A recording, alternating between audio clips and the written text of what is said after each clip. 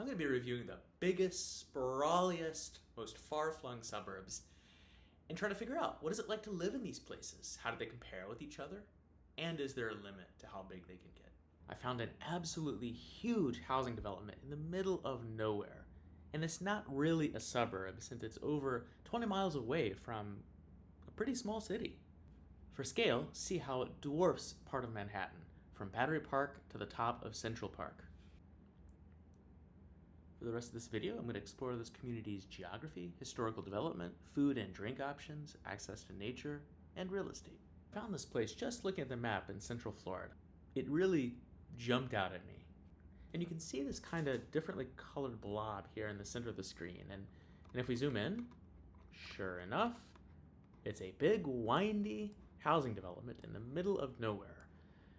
Nothing but farmland, small towns to the west, pretty similar to the south. We have maybe some more mature towns to the east here. To the north, we do have some small towns that start to blend into the Ocala metro area, and I'll turn on labels here. The closest city, which is over 20 miles away, is Ocala, Florida, which has a metro area of around 375,000, so definitely on the smaller side. Greater Orlando has about 3.7 million people, but it is over 40 miles to the downtown and 20-something miles to the Orlando suburbs. So the Villages, Florida, is an age 55 plus community, and apparently that means one person from each household has to meet that condition, with no one under 19 allowed to live there. So this in part explains why it's such a large community far away from any major city. The median age is 67. It has 34 square miles and is close to 80,000 in population. Now, the Villages is actually its own metropolitan statistical area. According to the census, it was the fastest growing metro area in the country between 2021 and 2022, increasing by 7.5%. That's a lot of growth for 1 year. And you can see from this 1999 imagery, nothing existed except for farm fields and maybe a small town. Going to 2006, we can see development is underway rapidly.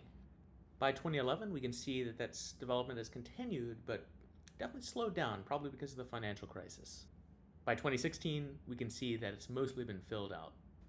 So measuring from this little tip down here up to, I'm sort of picking this major road as a boundary, although I think it might extend a little further north. So that's over 7 miles and a straight line. But let's pick a random house and get some driving distances. I've picked a random house close to that northern edge. And just looking around, we can see the landscaping here it's really quite beautiful, and the grass looks extremely short. Looks like this lawn here has it's got one of those maybe yard of the month contest winners.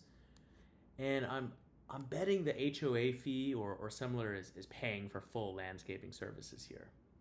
I picked Paisano's stone-fired pizza all the way in the bottom right here, and that's a 20-minute, 10-mile drive. That was about the longest drive I could find, but let's see on a day-to-day basis how many other points of interest are in the area. Looking for grocery stores, we have quite a few around the edges here. Winn-Dixie, Publix, another Publix. For those of you who don't know, Publix is a really well-regarded chain in the South. It's kind of like Wegmans or Harris Teeter, I'd say.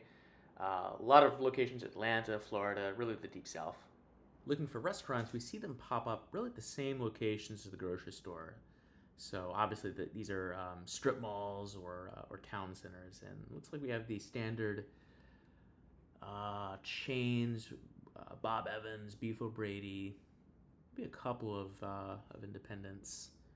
Down here, kind of some fast food, Jersey Mike's. And it looks like this is a bigger shopping area. Something I care a lot about is beer, especially brewery tap rooms. So searching for that, looks like a few places to get beer, but looks like over here, Bully Brewing Company is the closest one. And let's see, what kind of drive are we looking at here? Not great, 18-minute drive. But let's take a look. Looks like a pretty nice space inside. Looks like a place that I would drink. Looking for nature, there is a lot of golf and a lot of small ponds, but not a lot in the way of more traditional parks. There is this nature preserve, the Eagle Preserve, so maybe the eagles are hatching eggs and golf balls here. Of course, there is a nice lake here. Some of the golfing's close by, and I'm not sure if there's any trails that go around the lake.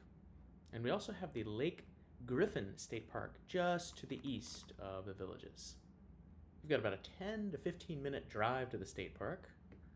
And the park does look quite nice with a lot of nature trails and swampy type views, some good wildlife. Let's look at real estate. The median price was $385,000. It looks like the market has cooled off slightly from last year, with a fair amount additional homes for sale this year. And looking at, they did see an increase, but nothing like the big pandemic time appreciation we saw in a lot of suburban markets, especially in the South. And it probably has something to do with this being an HHI plus community. Looking at some listings here, we see quite a few around 400 or less. This one, 275. It's a 2-2, really small house. 415 gets you a 3-2. Still not too big. Let's look over here, about $500,000.